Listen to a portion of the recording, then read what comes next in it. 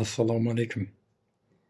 Менің көрермендерім қалай, амансыңыздар ма? Денсаулықтар жақсы ма?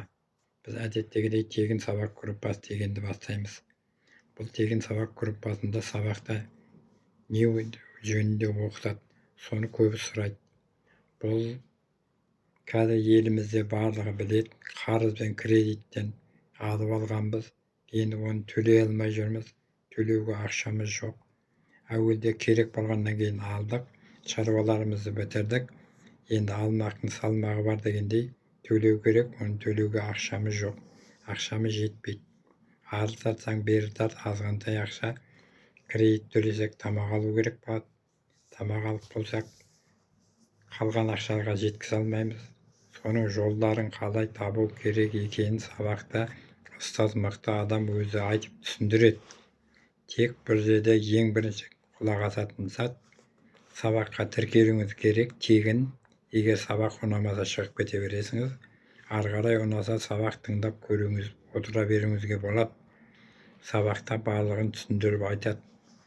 Ақшаны қалай табу керек, ол ақшаны қалай жарату керек, қалай жинау керек екенін барлығын түсіндіріп сабақта ұстаз өзі айтады. Соған міндетті түрде сабаққа тіркелуіңіз керек. Егер ақша табамын, қарыз кредиттен құтыламын, өмірімді өзгертемін, осы уақытқа дейін кедейшілікпен жұмыс жасадым, қалған өмірімде мен бай болуым керек, қалайда ақша табуым керек, осы сабаққа мойынсұнып қараймын, көремін деген азаматтар болса, сабаққа тіркеліп көрсеңіздер болады. Сабақтың арасында айтып кетейін, мен WhatsApp нөмірімді қалдырып кеткенмін, соған өздеріңіз тіркеле берсеңіз болады. Егер тіркеле алмаймын десеңіздер, WhatsApp нөміріңді осында қалдырсаңыз көрсетіп, мен сіздерді тегін сабақ группасына қосатын болам. Ештен кеш жақсы деген көп ойланудың қажеті жоқ. Егер ақшаңыз жоқ болса, жеткізе алмай жүрген болсаңыз, мейлі жұмыс жасап жүрген болсаңыз да бұл қосымша ақша болады. Көп адамдар сөйтіп тіркеліп, жұмыс жасайтын болса да ары қарай ақшаға шығып кете жатыр. Ақшаға шығу үшін міндетті түрде сабақ көруіңіз керек. Сабақта бәрін түсіндіріп айтады. Миыңызды ауыртуыңыз керек, ыждағаттанып, сабырмен көру керек сабақты. Бізде сабырсызбыз ғой. Өткізіп көреміз, одан түсінбейсің сабақты. Ыждағаттап көру керек, керек жерін жазып ал деп айтады, жазып алу керек.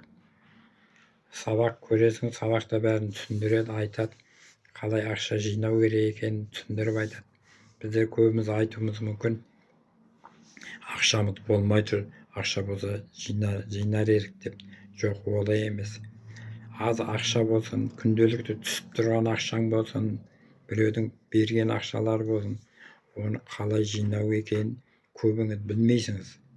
Бірақ біздердің әдетіміз бар ғой, біз білемізді көп айтамыз.